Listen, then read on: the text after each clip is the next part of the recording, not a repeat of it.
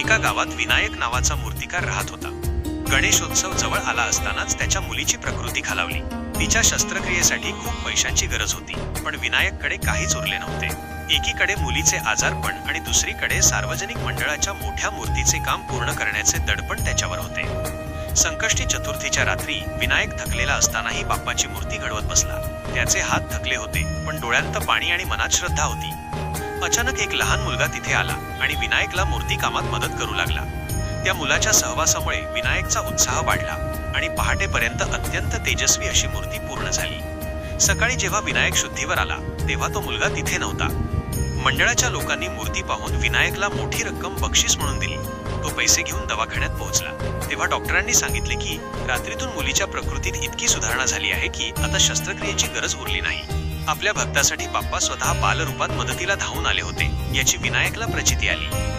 तात्पर्य, संकटाच्या काळातही जो आपली श्रद्धा आणि कर्तव्य सोडत नाही त्याच्या मदतीला परमेश्वर स्वतः धावून येतो.